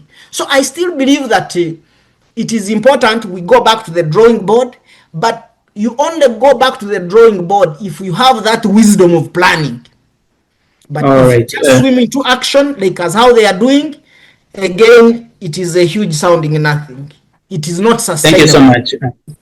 Thank you so much, Francis. And Miriam, you're coming in last on this one, and you see, Francis talks about the huge sounding nothing, and we've had a series of policies that have been put out by government. For example, and in relation to cleanliness, for example, we banned the use of the production and use of polythene bags and related plastic material in the country from as early as 2015, and we kept improving on this ban, but 2026 here we have not succeeded at getting rid of the Kavera and the entire plastic material we should not be having. And there's a series of other things, including about 2024 and getting into 2025. You could remember the express penalty system on the roads that was introduced to manage speed and accidents and so on and so forth. And even coming back to the garbage, when the Chitezi incident happened, you do remember that there were a lot of regulations introduced at that level to manage landfills that were since abandoned because we have effectively acquired more landfills and we are dropping their garbage.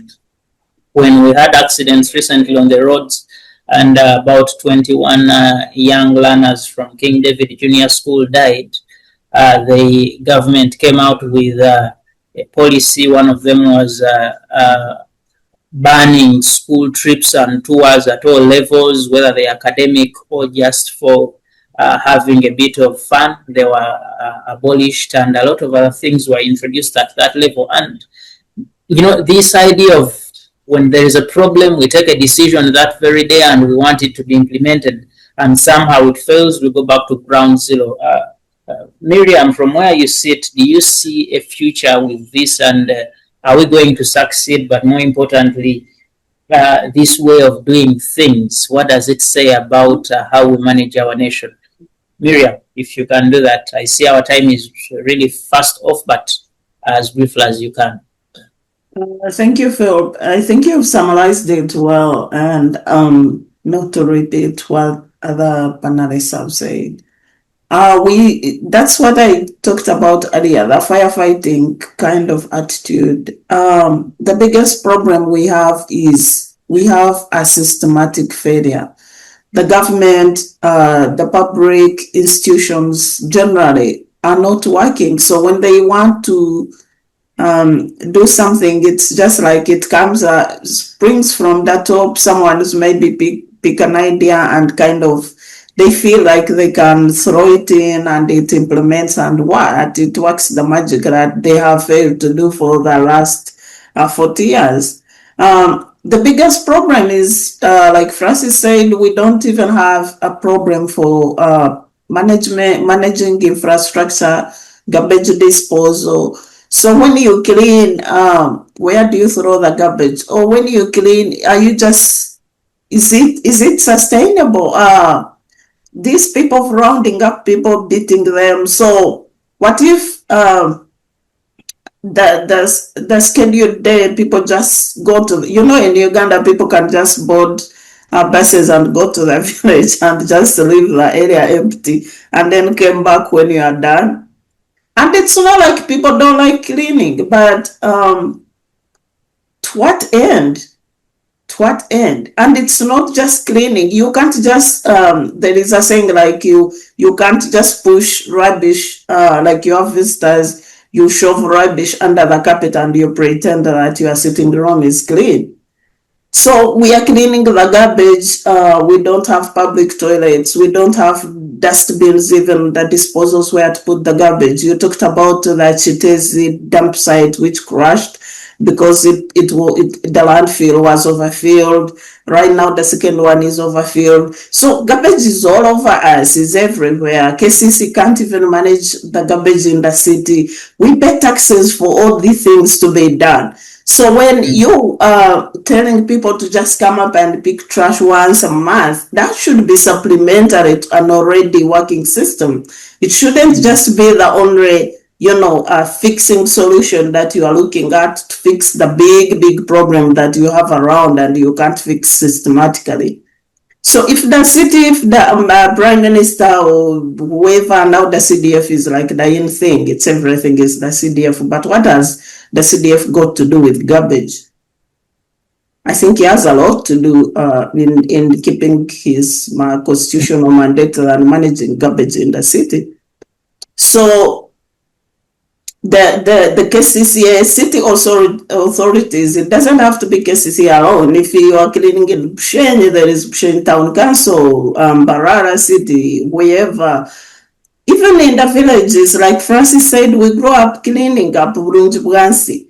That thing should be implemented even at like LOC level. Each household normally would send an adult to contribute to the cleaning process, and they do cleaning, they go home. It just works, it flows. You don't need guns, you don't need whatever imprisoning people. You don't need the reign of terror that you see around. That reign of terror is just a knee-jerk reaction and a symptom of failure. Like if you reach an extent of just, it's like an household. If you find the parent, is moving the household, telling kids to do chores by just reign of terror. You know that they have failed simple management. And that's what's happening in Kampala. You simply can't manage the population. You can't manage the public. And that's why everything is guns, is prison. Be it elections, be it COVID lockdown, be it everywhere. It's like without guns, they can't do anything. People should do this, be sensitized about it, and it should be voluntary, whether they are kids at school, whether they are LOC1 villages at the village council, whether it's a church or whatever. It should be done, and on ground, it shouldn't even cause chaos, but like we just implement everything. We don't know how to implement. It's a failure of management, and it's gonna fail again. And then we say the policy has failed, yet it's something good which shouldn't fail and should be inbuilt within the national system so that it can be teach people how to keep their places clean, how to keep the city clean. And it's another way of building nationalism and patriotism. The patriotism that works, that is not politicized, that is not toxic. But right now, you can't figure things out. We don't know where we are going. They've started today. They might even call and cancel the following month, and it won't happen again because it's messed up. So the good part is gonna die again. All right. Thank you so much, Miriam. And I see our time is really out already. But I want to give two final minutes to Ambassador here to give a final comment on some of these things as we close the conversation. Ambassador, if in the next 2 minutes, if you can speak to us, I know you might want to make a reaction on some of the things that have been mentioned here.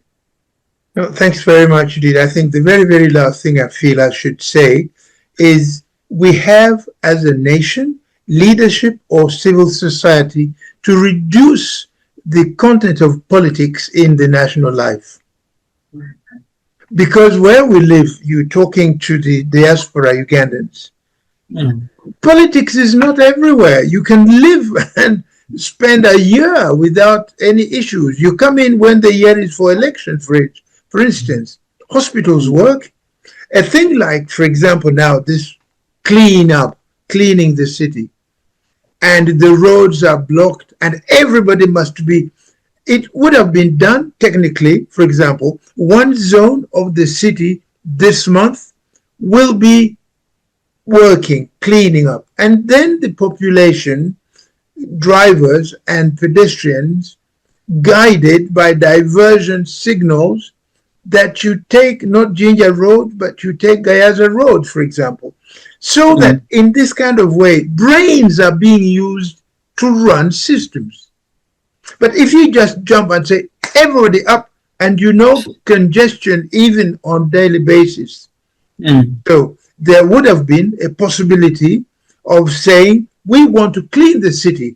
This particular weekend or this month, these roads will be open for those who must go to the airport. And those going to Masaka. But these other roads are not available. And then people can breathe. That's one thing, for example. I'm thinking about this. Cleaning the city is fantastic. Very, very important. But it's not politics. It's technicians, people who guide diversion of traffic. I mean, we live here in Europe. They've got a lot of vehicles, yes. But you just get told in a kilometer's distance, you're going to be turned to the left. And you leave that side, maybe there are repairs on the roadworks. It's things like those that we feel we should advise. Like I said at the beginning of our discussion, we are not summarily denouncing everything. We appreciate good initiative, but we disadvise things that are kind of ad hoc.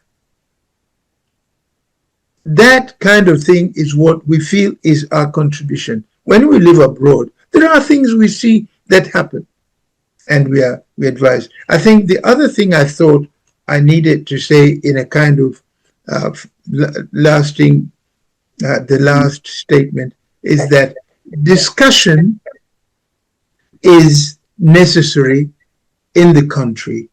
And people who give opinions that may not have been the opinions of the people in power are not criminals. When, even at a family level, you're two people who grew up in a different place, a man, a husband, may have an idea, but he speaks to the wife, and the wife may, quite in good faith, have the opposite idea, and then you find a compromise. This is how we think Uganda should be run. Nobody has the monopoly of intelligence or wisdom. But if you rule out any opinions from citizens who may not necessarily be in your party, I mean, it happens to be a country with many citizens. 45 million people is not little. Allow discussion. Listen to ideas in parliament, at the local level, in schools, like you said, in the press, and even as this platform here. We want to advise where we think government would be appreciated, but fails to be appreciated because of mishandling. So I think more listening, more space, and on the issue of the congestion of people who are legally incarcerated is a humanitarian consideration, and government respecting the law and our international obligations must. It's a question of really obliged to go by the law. Do not overcrowd and have your citizens die. All right. Thank you so much, Ambassador, for that. Honorable Joseph, in a minute, if you can give us your closing remark on this. Yeah, just quickly that Miriam, it's not true that since independence nothing happened to Karamoja. As I made my submissions, Karamoja was very much of a focus of the first independence government, and indeed the post-Idi Amin government before Mr. Museveni came. It basically goes on to reinforce what all of us agree, that what has happened in our country is an absence of governance. But number two, just to say also that Ambassador, it's actually politics. It's politics gone bad. The absence of leadership is politics. In decision making is politics. The manner in which we deal with is politics. Politics has gone bad.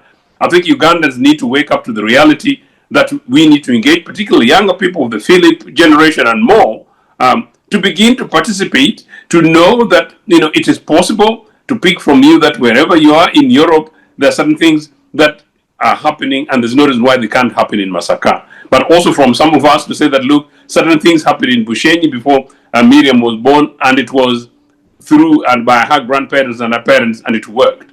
And that Ugandans of today in Kampala deserve better. There are certain ways in which things can be done, but globally, as I even noticed, if I may to say so, that as I understand it, my elder brother Olaro Tunu is being recommended for UN Secretary Generalship. That means we are part of the international community. If true, good luck to him. But if true and if confirmed, it tells you that we're part of the global community. So we cannot be seeking to have the UN Secretary General, in New York, and we're practicing witchcraft and backwardness in a particular corner of Maktuga, in which we whip our people to go ahead and do basic cleaning jobs in a manner in which we have no clue that we are actually part of a global civilization.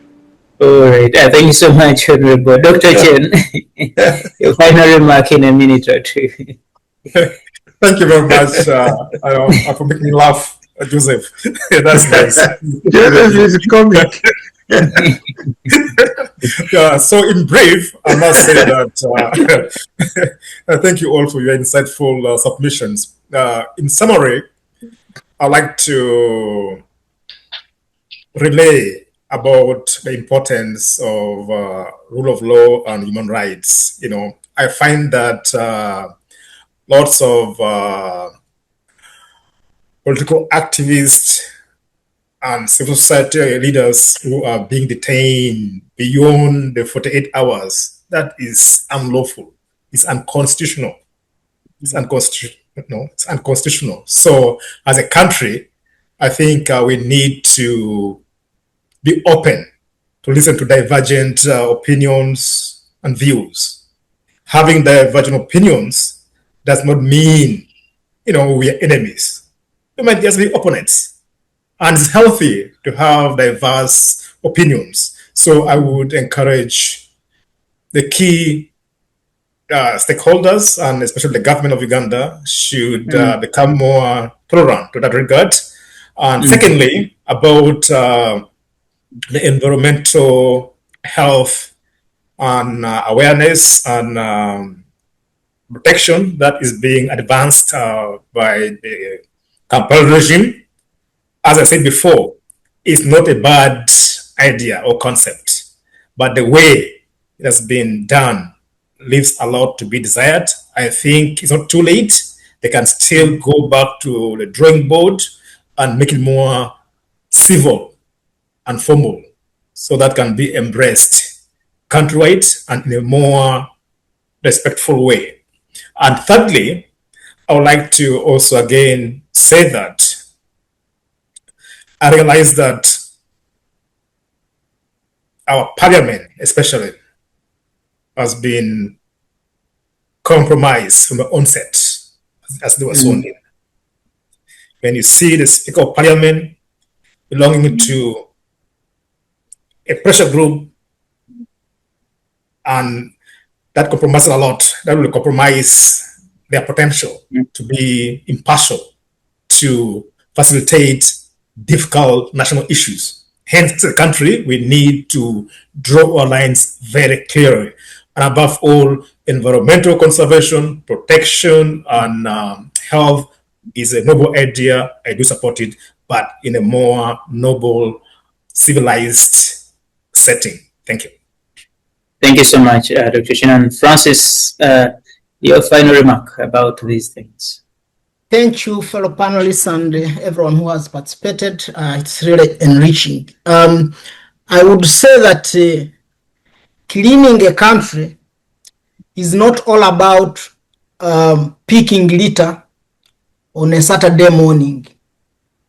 I believe that it would be, or it is more about ensuring that we do not have impunity, or we clean up impunity. We uphold the rule of law, because once we uphold it, people even will know their responsibilities as citizens. And not having citizens disappear in the shadows of abduction, in the shadows of being imprisoned without trial. So my desire, as I conclude, is a Uganda that has order, a Uganda where we, the citizens, have dignity. We have what I would call a civic pride in ensuring that we live in a country that whose approach starts from the grassroots, and then we see it materializing at the national level. Thank you. Thank you so much, Francis, for that. And Miriam, lastly, your final remark on the conversation. Thank you, Philip, and my fellow panelists. I want to first comment about Karamoja. Thank you, Ochieno, for the correction. If UPC did something, then it was dropped. It was never sustainable.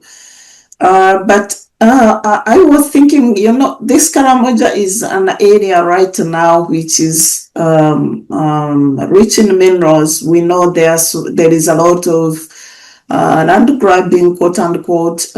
People, are fencing some areas because of the gold deposits that are there. I mean, we just looking we think only about how to exploit Karamoja, how to steal more from people who are totally deprived instead of giving back to them.